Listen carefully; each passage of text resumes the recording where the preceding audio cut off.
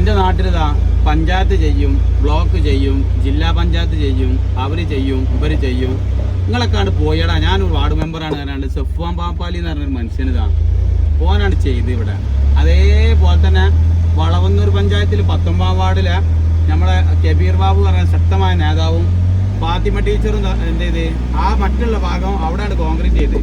ബ്ലോക്കും വേണ്ട, പഞ്ചായത്തും വേണ്ട, മണ്ണാങ്കട്ടിയും വേണ്ട അറിയാണ്ട് എന്ത് ചെയ്ത് നല്ല അടിപൊളിയാക്കിയിട്ട് എന്ത് ചെയ്ത് സംഭവമുണ്ട് തകൃതിയാക്കി തന്നു. 2 സൈഡും കണ്ടില്ല ഞങ്ങൾ വിശാലമായി. ഏത് വണ്ടിക്കും ഇവിടെ സൈഡ് കൊടുക്കാണ്ട് ഈ റോഡ് വീതി വിട്ടണമെന്ന് തന്നെ ആൾക്കാരെ വലിയ ആഗ്രഹം.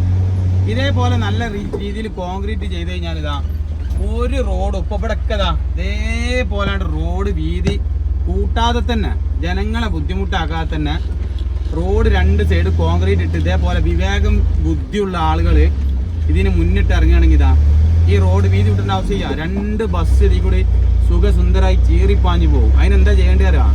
ഇതേപോലെ രാഷ്ട്രീയക്കാർ നല്ല രീതിയിൽ ജനങ്ങളോട് സഹകരിച്ചിട്ട് മുന്നിട്ട് ഇറങ്ങുക. ഇവിടുത്തെ ജനങ്ങൾ പൂർണ്ണ പിന്തുണ നൽകും. ഇപ്പം മനസ്സിലായില്ല, സഫ്വാൻക്ക് ആ നാട്ടിൽ പോയാൽ കാണി സഫ്വാൻക്ക് ഭയങ്കര ബഹുമാനമാണ്. കാരണം എന്താ വെച്ചാൽ ഓന് ജനങ്ങളൊപ്പാണ്. അപ്പം ജനങ്ങൾ ഓനൊപ്പം നിൽക്കും.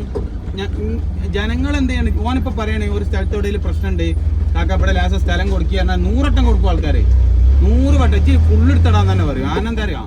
അവനെക്കൊണ്ട് ജനങ്ങൾക്ക് ഉപകാരം ഉണ്ടെന്ന് നാട്ടുകാർക്ക് അറിയാം. അതുകൊണ്ടാണ് മനസ്സിലായി നിങ്ങൾക്ക്.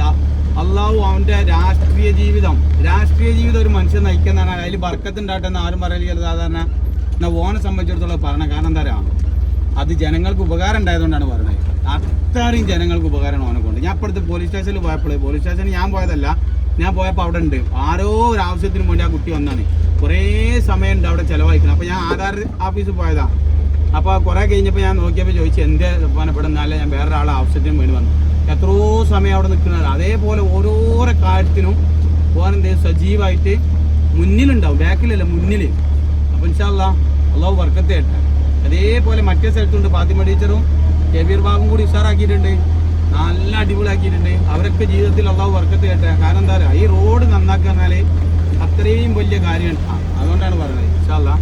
അപ്പോൾ ഇതാണ് നമ്മൾ എടുത്ത സ്ഥലം. അതിൻ്റെ അടിയിൽ ഇതും കൂടി പറഞ്ഞത് വേണ്ട, ഈ സ്ഥലമാണ് നമ്മൾ എടുത്തത്. വേണ്ട അതാ ഇതെടുക്കുന്നത് ഈ സ്ഥലമാണ് കേട്ടോ. ഈ ഭൂമി നമ്മൾ വാങ്ങിയ ഭൂമിയാണ്. ഇൻഷാ അല്ലാഹ് അള്ളാഹു അതിൽ ഒരുപാട് കടങ്ങൾ നിങ്ങളൊക്കെ ദുആ ചെയ്യട്ടെ അതിൻ്റെ കൂടുതൽ.